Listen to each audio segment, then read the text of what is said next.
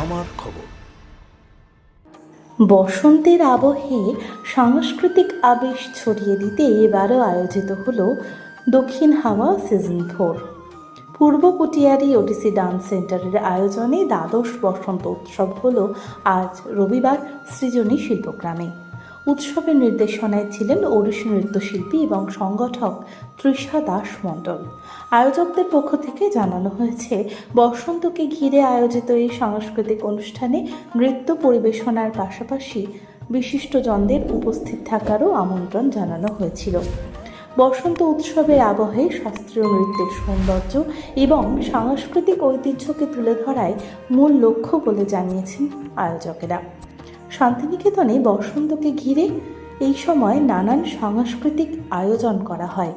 স্থানীয় সংস্কৃতি এবং শিল্প চর্চাকে নতুন করে প্রাণ দেয় এই সমস্ত আয়োজন।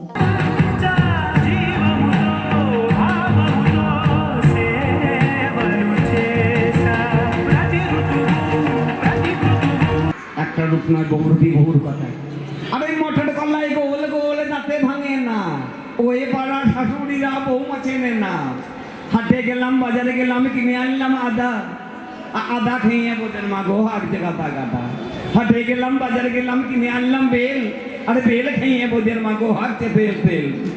ড্যাং ড্যাং ড্যাং ড্যাং ড্যাং ড্যাং জামাই এসেছে, আর ফ্যান খাবার ডিব্বা খানা ভেঙে ফেলেছে। হেঞ্চার ফুল তোকা তোকা কানে গুঁজেছি, আর বর্তমানে তাল দেনে লুচি ভেজেছি। নিমতলা দে জন্ম ছেলে নাম কিরা কিতারে, আমার ছেলের নাম রাখিলাম হবে গো নিমাই। দেখো বলে আস্তে আস্তে ছেলে নিমাই মায়ের কোলে বড় হয় গো তাই। যার বাবা নিমাই তুই যে আজ পাঠশালাতে যা।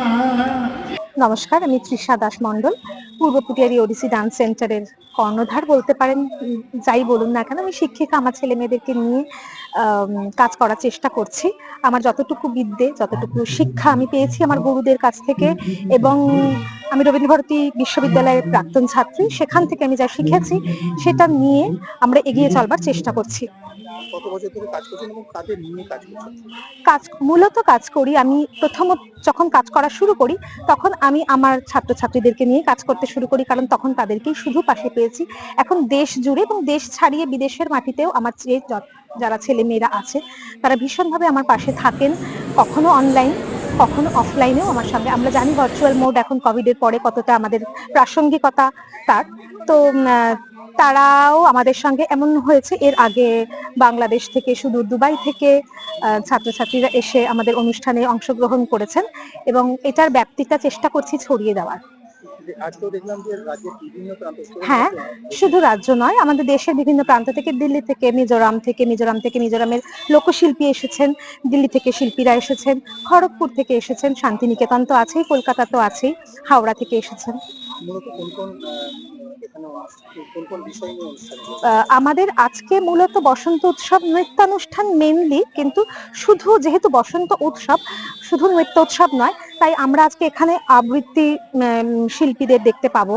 আমরা আজকে পটচিত্র শিল্পী শ্রীযুক্ত লালটু চিত্রকর মহাশয়কে পেয়েছি, ওনার পারফরমেন্স দেখেছি। বংশীবাদক বীরু কোনাই মহাশয়কে পেয়েছি, উনি এরপরে পারফর্ম করবেন। এর আগে পেয়েছি আমরা শ্রীযুক্ত রবীন্দ্রনাথ সাহা মহাশয়কে, উনিও বর্ষিয়ান বহুরূপী শিল্পী, তার পারফরমেন্স আমরা দেখেছি।